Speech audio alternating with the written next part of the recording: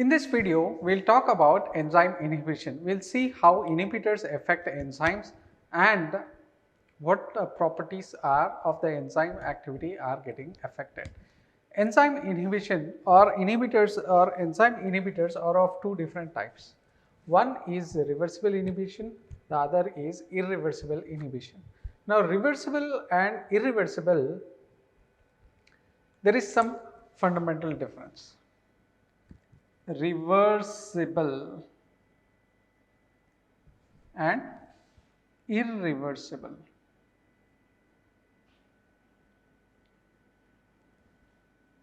Reversible inhibition and irreversible inhibition. What is the difference? Reversible inhibition is if inhibitor is removed, if inhibition is removed, if inhibitor is removed, enzyme can be used again. Enzyme can be used again. Here, enzyme cannot be used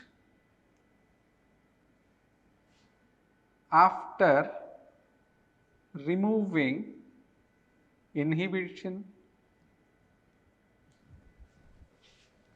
That is what is the fundamental difference between reversible inhibition and irreversible inhibition. Okay. Some of us think that allosteric binding, allosteric binding is a form of irreversible and competitive inhibition is a form of reversible inhibition. No, that is not the case. Reversible means if an inhibitor is removed, you should be able to use the enzyme again. That is, no damage has occurred to the enzyme. But irreversible inhibition is a type of inhibition wherein the enzyme is modified or damaged in the process and it cannot be used. So, that kind of inhibition is irreversible. Okay. Now, here in reversible, no permanent damage, you do not see permanent damage, no permanent damage. Here we see the enzyme is damaged permanently,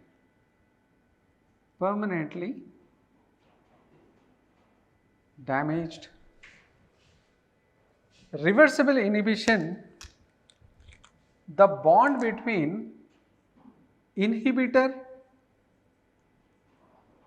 and enzyme, the bond between inhibitor and enzyme, this is non-covalent.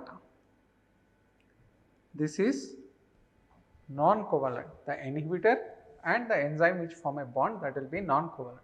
Whereas in irreversible inhibition, you will see that the bond formation can be covalent or non-covalent, stable conformation, or a functional group at the active site is damaged, or the functional group at the active site is damaged. That is how irreversible inhibition is occurring. What is happening? Either a covalent bond is formed and that between the inhibitor and the enzyme, and it is not coming out at the active site, so the substrate cannot. Or a non-covalent interaction is there and it is so strong that it is not leaving the active site and the substrate cannot come inside. Or a functional group on the active site is broken and the active site becomes useless. So, three ways an enzyme can become irreversible, whereas reversible, it is a non-covalent bond which through which the inhibitor comes out, and when the inhibitor comes out, the enzyme is reusable again. Now, what are the various types of reversible inhibition? The various types of reversible inhibition are competitive, non-competitive,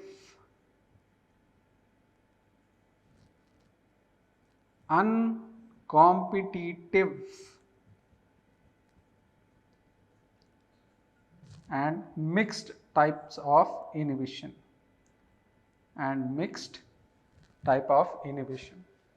Irreversible inhibitions. 1. Suicide enzymes. Suicide inhibition.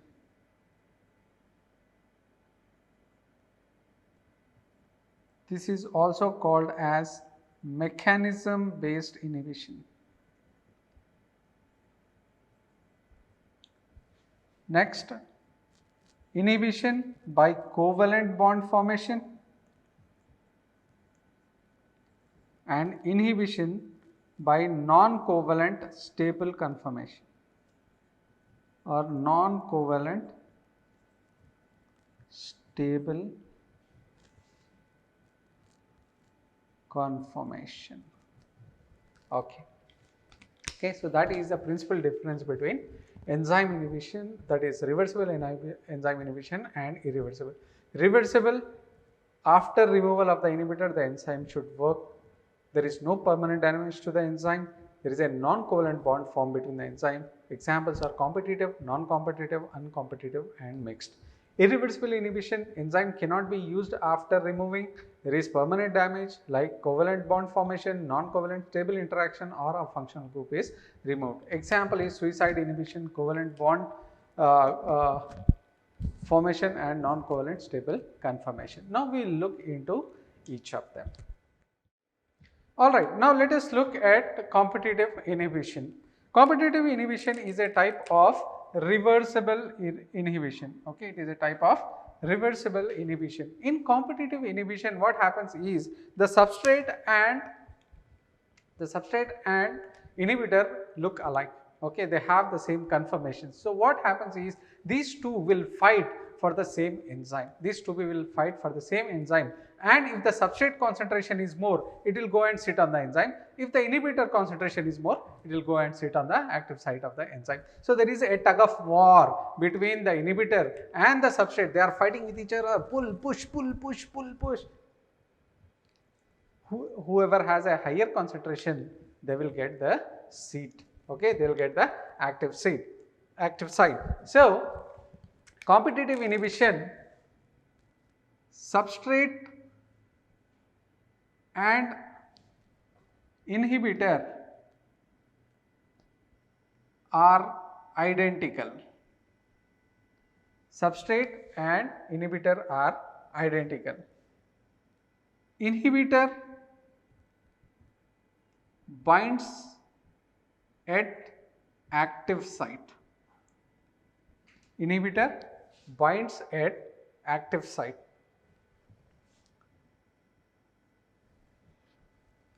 If substrate concentration is increased, it will displace the inhibitor. Okay, that is what they think, that it is reversible or irreversible inhibition. Okay, it is not like that. Reversible means the enzyme should be able to use it again. Alright, so substrate and inhibitors are identical. Inhibitor binds with the active site. Substrate, increased substrate concentration will displace the inhibitor. That means the Km value is increased. More amount of substrate is required to do the same work. Okay, more amount of substrate is required to do the same work. That means its Km has increased. Okay, its Km has increased. That means its affinity has decreased. The Vmax or the velocity, maximum velocity, will remain the same. Velocity of the enzyme action will remain the same. Why? Because whether it is inhibitor or the substrate, the velocity or the enzyme is going to act like that only. Okay, so Vmax will remain the same. Vmax will not change. Now if we look at the graph, alright, you will get a straight line Now this is without inhibitor, this is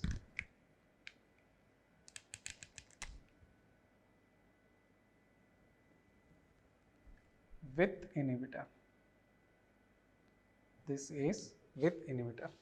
So what has happened earlier, minus 1 by Km, this Km has decreased to minus 1 by dash, okay.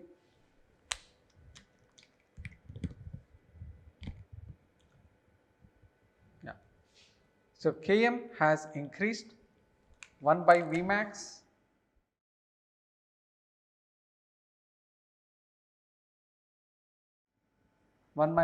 is the y-intercept, this is the 1 by S x-axis, 1 by V1 is the y-axis, okay, and this is the slope.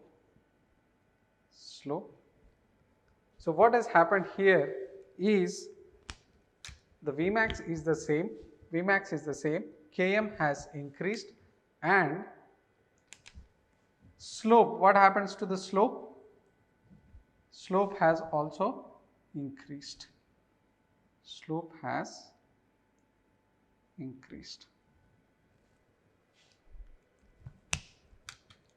So in a competitive inhibition, the inhibitor and substrate are same, they compete for the active site. When they are competing for the active site, if you increase the substrate concentration, it will displace the inhibitor. If you increase the inhibitor, it will displace the substrate from there, from the active site, okay. So the Km or a lot of substrate is required to do the same work, because the inhibitor keeps coming and obstructing that. The Vmax of the will remain same, Vmax will not change, because the enzyme is same, the substrate is same. So whenever there is increased substrate concentration, that Vmax will go at the same pace, it is not going to change, okay. Also the slope of the graph is increased, okay.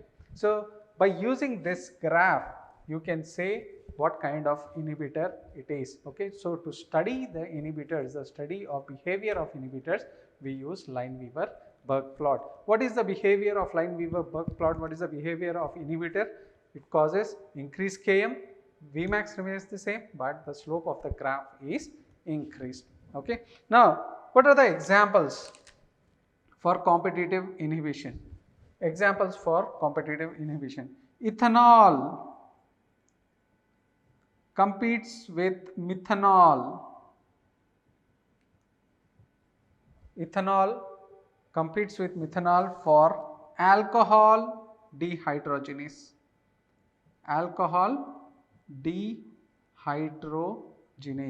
So that is why we give ethanol in methanol poisoning. Ethanol treatment with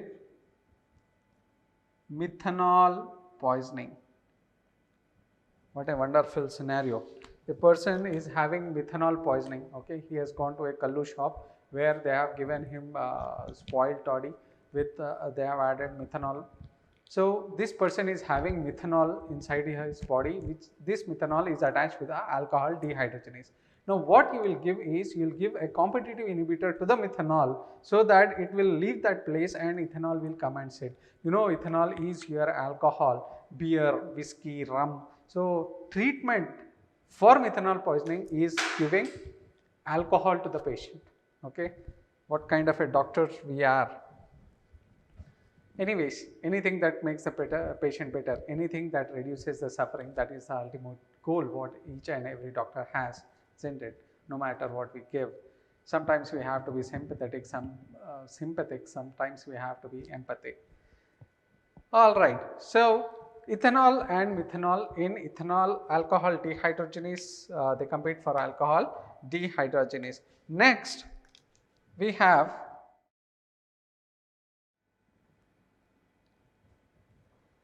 malonate competes with succinate for succinate dehydrogenase. Allopurinol allopurinol competes with xanthin oxidase, it competes with xanthin for the enzyme xanthin oxidase. Statin group of drugs, statins will compete with HMG CoA for the enzyme HMG CoA reductase, for the enzyme HMG CoA reductase. Okay, statins. So, 4 examples you remember: ethanol, methanol for alcohol dehydrogenase, malonate and succinate for succinate dehydrogenase, allopurinol and xanthin for xanthin oxidase, and statins and HMG CoA for HMG CoA reductase. Alright, so that is about competitive inhibition. What happens in non-competitive inhibition is the inhibitor and substrate and inhibitor are structurally different. They are structurally different. Inhibitor binds at an alternative site other than the active site. It is not sitting on the active site because it is not structurally similar to the substrate. It cannot go and bind to the active site, but it binds to an site other than the active site. We call it as the allosteric site. It binds to allosteric site. Now, an inhibitor can also bind to an allosteric site. A regulator can also bind to a allosteric site. Allosteric regulation is different from allosteric inhibition. Please don't get confused. Here, allosteric site means a different site. Okay, it's a different site wherein the inhibitor is coming and binding. Okay, binding to allosteric site is not regulation, it is inhibition. Here we are talking about inhibition. Regulation, it can be either inhibition or activation also. Okay, so allosteric, this competitive inhibitor, non-competitive inhibitor, it is binding at a site other than the active site, and substrate and inhibitors are structurally different. Now, in competitive inhibition, we have seen that increasing the substrate concentration will displace it from active site. But here, increasing the substrate concentration will have absolutely no effect, so the Km remains same. So, increasing substrate concentration will not affect inhibition or inhibitor binding. Will not affect inhibitor binding. Okay. So, what happens here is the Km remains same. There is no change in the Km. But what happens is when the inhibitor is there, substrate is bound, but the inhibitor, what it does to the velocity of the enzyme, if there is inhibition, the velocity will come down. In competitive inhibition, the Vmax was not changed because substrate was still able to bind to the enzyme. But here, substrate, even though it is bound, the enzyme is not active because of the presence of the inhibitor. That is why the Vmax will decrease. Now, if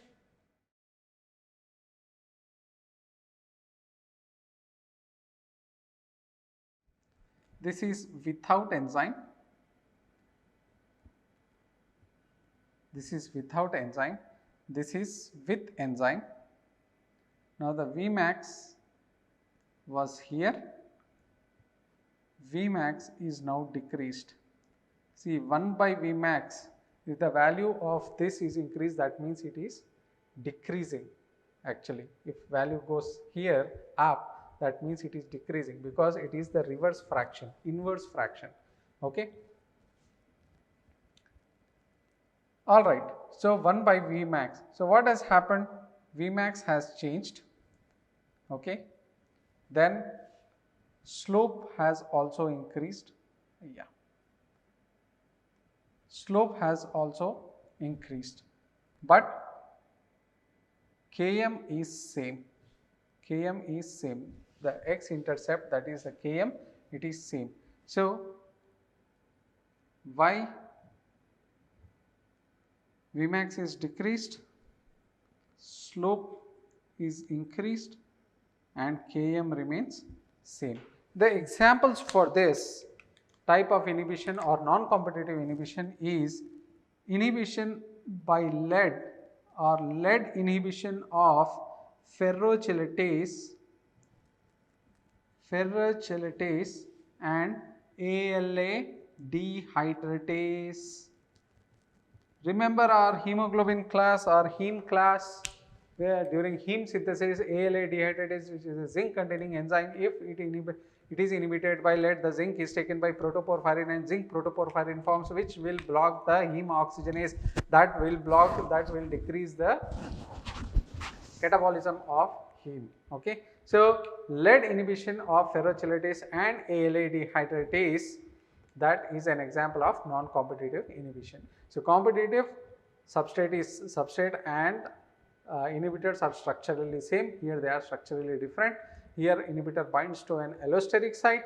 There is increase even after increased substrate concentration, it will not going to affect the inhibitor binding to the allosteric site. So, Km remains same, Vmax is decreased, slope is increased. Example is lead inhibition of ferrochelatase and ALA dehydratase.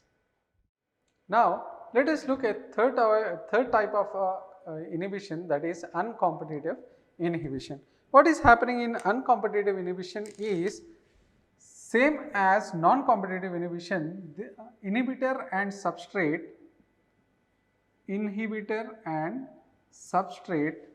are structurally different.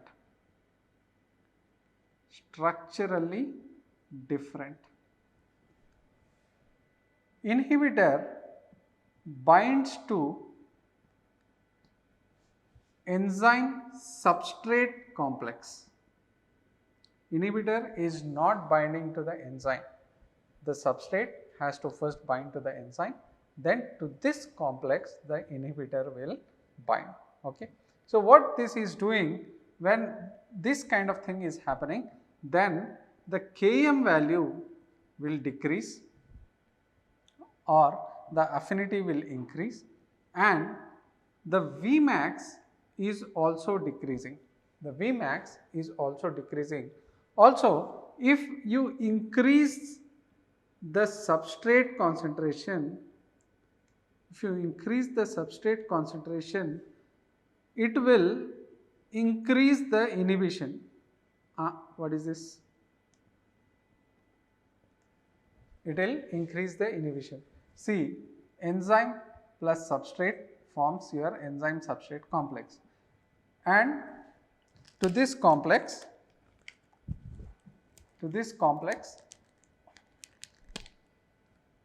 inhibitor is coming and binding. Okay. Now, if you increase the substrate concentration, what is happening? Substrate concentration, if you increase, more amount of E plus S will become ES. Correct or not? E plus S becomes ES. So, if you increase more substrate, what will happen? More amount of the platform for inhibitor to come and bind will become more, because more enzyme substrate, you add more substrate, more enzyme will react with that, and we have seen that in enzyme effect of enzyme concentration and effect of substrate concentration. What happens is, if there are equal amounts of enzymes and substrate, then they will come and they will start binding. So, here what is happening, when you increase the substrate concentration, the ES amount will also increase. If there is a lot of ES and inhibitor is there, so what will that inhibitor do? It will come and bind to that. So, if you increase substrate concentration here, it will automatically increase the ES complex, which will automatically increase the binding of inhibitor. So, increased substrate concentration will indirectly increase the inhibition here. Now, let us look at it in the form of a graph. What is happening? 1 by V1, 1 by S. Okay. and this is without enzyme, this is without enzyme. So, what is happening in uncompetitive inhibitor is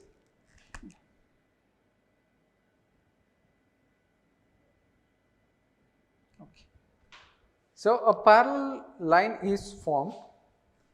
This is without enzyme, this is its slope, this is its slope, this is its slope. Okay. This was 1 by V max, this is 1 by nu V max. Okay. And this is 1 by Km minus 1 by Km, this is minus 1 by Km dash. All right. So, this kind of graph is formed in uncompetitive inhibitor. Here Vmax is decreased, Km is decreased, Vmax is decreased, Km is decreased. What is same? The slope is same. Km is decreased, Vmax is decreased, but slope is same. Examples for this kind of inhibition are inhibition of aryl sulfatase, inhibition of aryl sulfatase by hydrazine, inhibition of alkaline phosphatase, alkaline phosphatase by phenylalanine,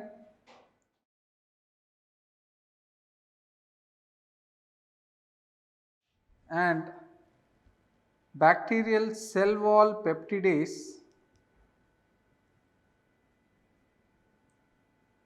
by globomyosin. So, in gram-negative bacteria we give this globomyosin which will inhibit the cell wall peptidase, and cell wall formation will inhibit and the bacteria gets killed by that reaction. Okay. So, that is about uncompetitive inhibition. Here both Km and Vmax both are decreased. Now, let us look at the fourth type of reversible inhibition, that is mixed inhibition. This mixed inhibition is a mixture of non-competitive inhibition and uncompetitive inhibition. Okay. So, the substrate and inhibitor are not identical, Inhibitor can bind to enzyme at allosteric site, I hope you are able to follow my shorthand. You might be wondering why we all are left-handed. All the teachers are left-handed. What do you think so? It's actually a technique, by which we are preparing this video. So, my wife sees this video and says, what? But you are left-handed? So, and she says, what else are you hiding from me? Say nothing. I just tell her that this is a process and all that, and she doesn't believe me. Trust me, she never believes me. Okay. So, mixed inhibition is the substrate and inhibitors are not identical. Inhibitor can bind to the enzyme at an allosteric site. Inhibitor can bind to enzyme substrate complex also. It can bind to enzyme substrate complex also. Km value can remain same. Km value can remain same or decreased based on where it is bound. If it is bound to the enzyme, Km value is same. If it is bound to the enzyme substrate complex, it will decrease. Vmax is decreased because anyway the enzyme is inhibiting the enzyme, the inhibitor is inhibiting the enzyme.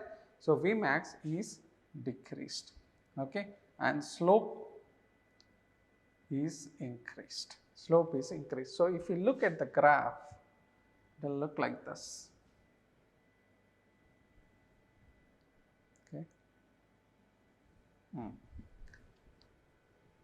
So this is minus 1 by V max, 1 by V max, this is 1 by V max, this is 1 by V, 1 by S, and this is minus 1 by Km, and this is 1 by Km dash, minus 1 by Km dash. All right.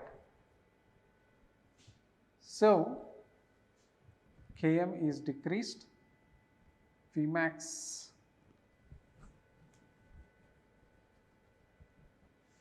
is also decreased from here to here, and slope is increased,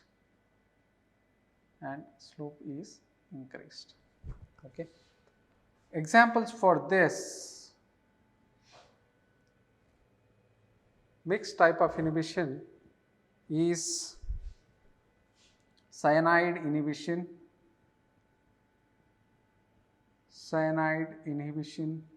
of cytochrome C oxidase. Cyanide inhibition of cytochrome C oxidase. Okay. So that is about mixed inhibition. Now let us compare all the four together. So competitive inhibition, non-competitive inhibition,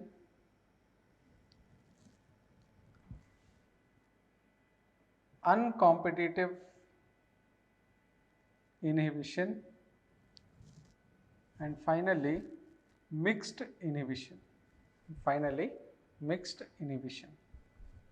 In competitive inhibition, substrate is identical with inhibitor. Non-competitive, substrate is not identical with inhibitor, substrate is not identical with inhibitor, substrate is not identical with inhibitor. In competitive inhibition, inhibitor binds at active site. Inhibitor binds at allosteric site. Inhibitor binds to ES complex. Here inhibitor binds to either ES complex or allosteric site,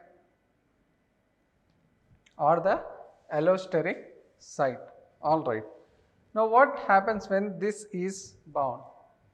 Here, because increasing substrate concentration can remove the inhibitor, there is increased Km.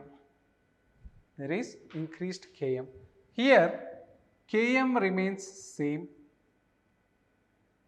Km is same.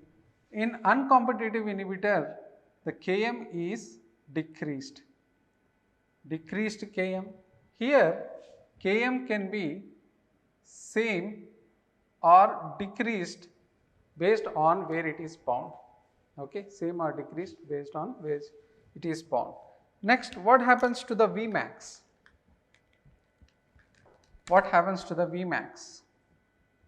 Vmax is same. Vmax is decreased.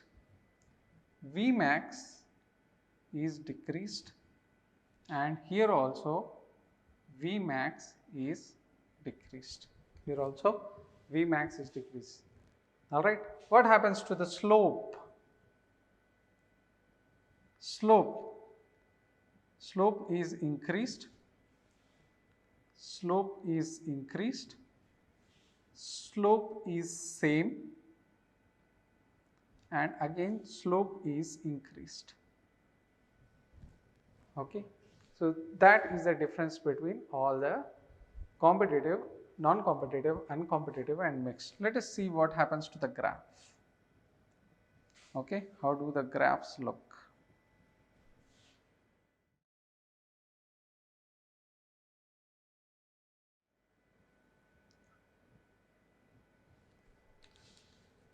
Here in competitive inhibition, the Vmax is same, but the Km has increased. Okay.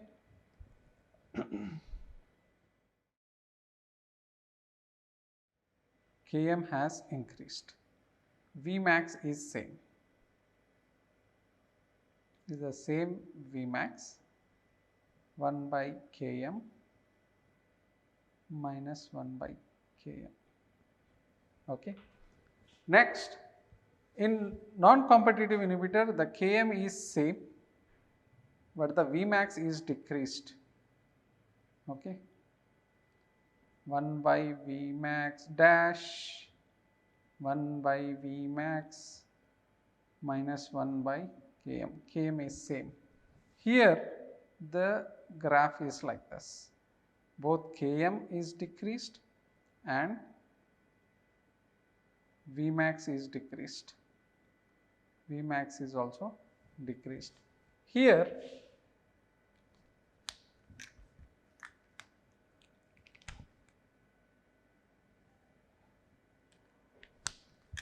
you get a graph like this in mixed inhibition,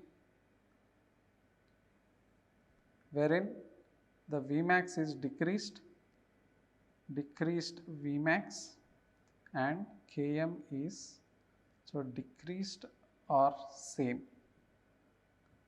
Km is also decreased or same. What are the examples?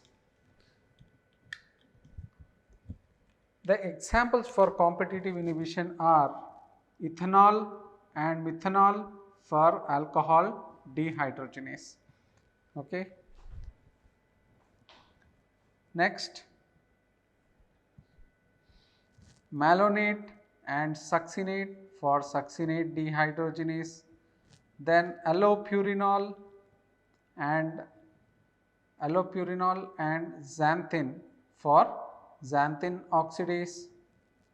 Statins and HMG-CoA reductase or HMG-CoA for HMG-CoA reductase. Okay. Those are the examples for this. For this, it is lead inhibition of ALA dehydratase,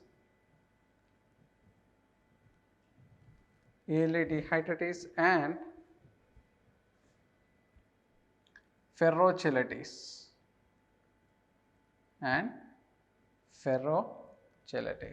All right. Here aryl sulfatase by hydrazine, alkaline phosphatase by phenylalanine, and globomyosin. Here cyanide inhibition of cytochrome oxidase. Okay. So that is about different types of reversible inhibitors. Okay. Now we will talk about irreversible inhibition. Now let us look at irreversible inhibition like suicide inhibition, covalent bond formation, non-covalent stable conformation formation. All these are types of irreversible inhibition. So now let us look at suicide inhibition. Suicide inhibition or mechanism based inhibition. Mechanism based inhibition. Okay, suicide inhibition or mechanism based inhibition. Here what is happening is the enzyme happily it goes, all right, and it binds with the inhibitor, Now this inhibitor, what it does is it also normally behaves like a substrate. Like a normal substrate it will behave, and it will change into a transition intermediate. Once it changes into transition intermediate, what it does is it will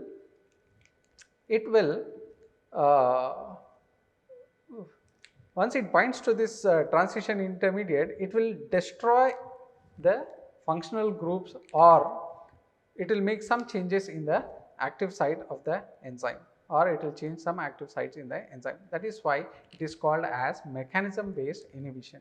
Now, why it is called suicide inhibition is because sometimes this enzyme itself acts as a reactant. The prosthetic group inside can itself act as a reactant and itself get destroyed during the formation of this transition state.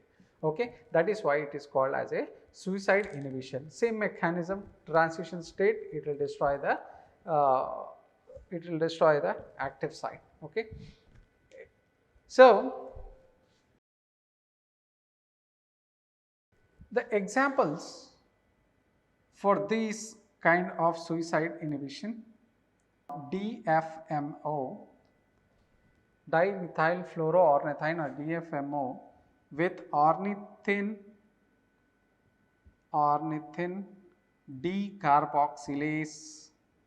This is an enzyme in pyrimidine metabolism, and this is used in African sleeping sickness. African sleeping sickness. Other examples are, that is why it is given in alcoholics who are addicted to alcoholics to relieve them of their addiction, but it seldom helps. Alright, anyways, then your aspirin and cyclooxygenase.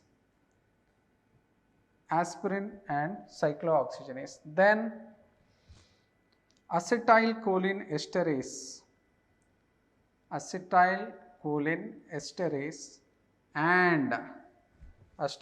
esterase and organophosphorus compounds. Organophosphorus compounds. So these are some of the examples of suicide inhibition or mechanism based inhibition. What is happening? The enzyme damages itself. Enzyme damages itself by forming the transition state analog, which will destroy the prosthetic group will destroy the active site, or active site is damaged. Okay. There is a lot of complication in that. Don't worry, just remember that the enzyme itself is acting, or the inhibitor comes along with the enzyme, reacts with the prosthetic group. The prosthetic group is acting as a reactant. Both of them will cause damage to the active site, and the enzyme is irreversibly damaged and it cannot be relieved again. Okay. So now let us look at the second one, that is covalent bond formation. So the next type of irreversible inhibition is covalent bond formation, and the third type is non-covalent stable interaction. Non-covalent stable interaction. What happens here is the inhibitor will come and it will bind with the active site. Inhibitor binds to active site. Inhibitor binds to active site and blocks the substrate. So that because of this covalent bond which cannot be broken, it becomes irreversible. Example is penicillin, the drug penicillin or beta lactamase. Penicillin, it will bind with bacterial cell wall transpeptidase. It binds to the bacterial cell wall transpeptidase and blocks it, forms a covalent bond with it and blocks it, so that the cell wall is not formed. Cell wall is not formed and the bacteria gets destroyed. Non-covalent stable interactions, they make the enzyme irreversible because they have structure similar to transition transition state analogs. They have structure similar to transition state analogs. Examples are HIV proteases. HIV proteases. Okay. So, covalent bond formation and non-covalent stable interaction and suicide inhibition, these are the three types of irreversible inhibition that you need to see. See you in our next video.